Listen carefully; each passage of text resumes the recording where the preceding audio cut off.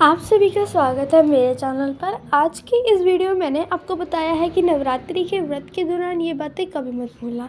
तो बिना देरी के हम वीडियो को शुरू करते हैं और जानते हैं कौन सी बातें हैं वो।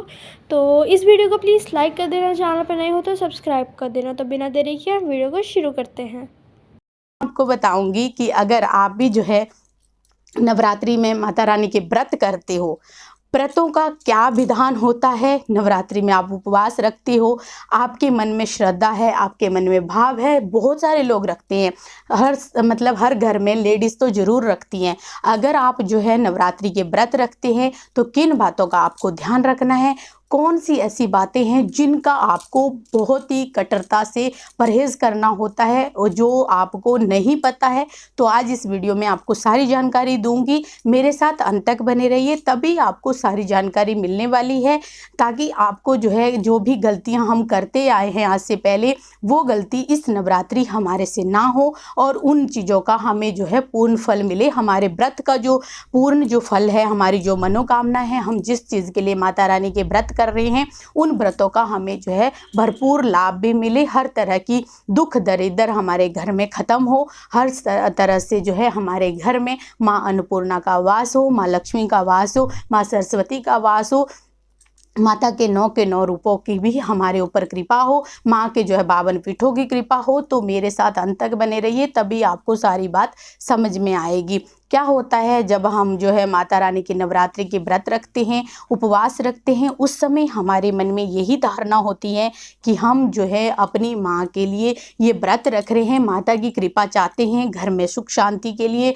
घर में कोई भी मनोकामना, जैसे कई लड़कियाँ जो है लव मैरिज के लिए रखती हैं, हमारा मन चाहा वर पाना चाहती हैं, या फिर आप चाहते हो कि घर में जैसे बच्चे बहुत ज़्यादा जिद्दी हैं, घर में अशांति है, घर में दरिद्रता है, घर में लड़ाई झगड़े बहुत ज़्यादा रहते हैं, कलेश 24 आवर्स रहते हैं। तो ये सारी समस्याएं ना हो और हमेशा माता रानी की कृपा ही हमारे ऊपर बने। जैसे ही हम जो है माता की चौकी लगाते हैं, जैसे मैंने आपको पहली वीडियो में भी बताया हुआ है, वो वाली वीडियो नहीं देखी है तो वो भी देख लीजिए। अखंड ज्योत पे भी मैंने वीडियो बनाई है, वो उसमें क्या क्या परहेज़ होते हैं वो भी देख लीजिए। और मैंने बहुत सारी वीडियो आपके लिए माता रानी की बनाई हुई है, आगे भी बनाऊंगी। तो मैंने जो है उपवास की बात कर रहे हैं, उपवास आप रख रहे हो, माता रानी ये नहीं कहती है कि अगर आपके शरीर जो है समर्थवान नहीं है, आपके शरीर में कमजोरी रहती है, आपकी शारीरिक पीड़ाएं रहती हैं, आप बीमार रहते हो, तो उपवास ना भी रखेंगे तब भी माँ की कृपा होती है। ऐसा नहीं होता है कि आपको जो है उपवास रखना, व्रत रखना अनिवार्य होता है। ये आपके मन के भाव होते हैं, श्रद्धा होती है आपके मन में कि जो है आप नवरात्रि में व्रत 9 दिनों के व्रत करेंगे। अष्टमी पूजते हैं कुछ लोग, तो अष्टमी तक करते हैं, कुछ नवमी पूजते हैं तो नवमी तक करते हैं। तो ये जो है आपका अगर समर्थ नहीं है, आपका शरीर इस चीज़ में जो है आपकी मदद नहीं कर रहा है, आपका शरीर आपका साथ नहीं दे रहा है कि आप जो है भूखे पेट रह सकते हो। अगर आपको लगता है जैसे कि कोई वर्किंग वोमेन है या फिर बाहर अंदर जाने वाले लोग हैं, जैसे जॉब वाले हैं, तो उनको ये लगता है कि हम एक समय पे अगर खाना खाएंगे या एक समय का फलाहार खाएंगे तो उसमें हमारे को कमजोरी होती है, शरीर में जो है वीकनेस हो जाती है। तो उन लोगों को 2 समय भी आप जो है भोजन कर सकते हो, फलाहार खा सकते हो। आपने जो है पहली नवरात्रि वाले दिन ही संकल्प लेना होता है। जो भी आप नवरात्रि में संकल्प जैसे माता रानी का लेते हैं हम, उस तरह से आपने अपने हाथों में अक्षत रखने हैं, अक्षत के ऊपर जो है एक सुपारी रखनी है, एक जो है आपने सिक्का रखना होता है, और ये संकल्प लेना होता है कि हम जो है माता रानी के ये 8 दिनों के नवरात्रि, 9 दिनों की नवरात्रि के व्रत रख रहे हैं, उपवास रख रहे हैं, और इसको आपने पूर्ण करना है। माता रानी, मेरी ये भी मनोकामना है कि मैं जो है 2 समय का फलाहार खाना चाहती हूँ। मैं इतनी देर तक जो है एक समय नहीं रह सकती, मेरी जो है वर्किंग है, मेरा काम बहुत ज़्यादा है, मेरे को खड़े होकर ड्यूटी करनी होती है। तो इस तरह का संकल्प आप ले सकते हो, नहीं भी कर सकते हो तब भी कोई दिक्कत नहीं है। माँ का पाठ दुर्गा सप्तशी के बारे में मैंने जानकारी दे रखी है, उसको आप सुन लेना। वो भी आप जो है व्रत करो चाहे ना करो तब भी आप कर सकते हो दुर्गा सप्तशी का पाठ। तो उसके बाद जो है मेन बात ये होती है, जो लोग व्रत रखते हैं, एक तो उनको जो है किसी की चुगली नहीं करनी होती है। लेडीज़ों का स्वभाव होता है एक दूसरे की चुगली करना, एक दूसरे की निंदा करना। अगर आप व्रत कर रहे हो तो किसी को भी चुगली नहीं करनी है। दूसरा होता है कि आपके जो विचार हैं वो जो है सात्विक होने चाहिए। आपके विचारों के अंदर किसी भी तरह की तामसिकता नहीं होनी चाहिए, जैसे कि गुस्सा, चिड़चिड़ापन, बच्चों को पीटना, मारना, इस तरह की भी आपके अंदर नहीं आने चाहिए भाव। और होता है कि अगर आपके घर में आप कोई एक जना भी अगर व्रत कर रहा है तो बाकी अगर 4 जने हैं घर में तो उनको भी घर से बाहर का भोजन नहीं खाना चाहिए। घर में बना हुआ सात्विक भोजन ही खाना चाहिए। घर के अंदर कोई भी बाहर का प्याज लहसुन का सेवन नहीं होना चाहिए। तामसिक चीज़ों का सेवन आपके घर में नहीं आना चाहिए, प्रवेश भी नहीं होना चाहिए। अगर आपने माँ की अखंड ज्योत लगाई है तब तो बिल्कुल भी नहीं होता है। और जो है अगर व्रत भी कर रहे हो तब भी इन बातों का आपने ध्यान रखना है। और होता है कि अगर आपका जो है नहा धो के ही आपने व्रत का विधि करनी होती है, विधान करना होता है। किसी की बुराइयां नहीं सुननी भी नहीं होती है, करनी भी नहीं होती है। हर समय माँ दुर्गा का ध्यान करना होता है, माता रानी के रूपों का ध्यान करना होता है। जो भी आपके रूप जो है आपके मन में समाता है उस माँ की आपने जो है हर समय यही धारणा करनी है और माँ जगत जननी का ही आवाहन करते रहना है। जय माता का जयकारा आपके मुँह से निकलना चाहिए। किसी को गाली नहीं निकलनी चाहिए, किसी के लिए बुराई नहीं निकलनी चाहिए। इस बात का खास ध्यान आपको रखना होता है। और होता है कि व्रत वाले जो लोग हैं, व्रत जो रखते हैं, उनको जो है दोनों समय की आरती जरूर करनी होती है माता की। सुबह शाम की आरती आपको जरूर करनी होती है। भोग जो भी आप खाते हो उसका भोग फलाहार का भी आप लगा सकते हो। माता को अलग अलग तरह के फलों का भोजन का जो है आहार का आप जैसे खीर होगी, हलवा होगी, वो एक समय भोग जो है जरूर लगाना चाहिए। और होता है कि अगर जो है आपको पता ही है कि माता रानी जो है कितनी सरल और सौम्य होती हैं। माँ जो है, माँ हमारी सबसे महान है, सबसे जो है दयावान है, सबसे ज़्यादा कृपा करने वाली हैं।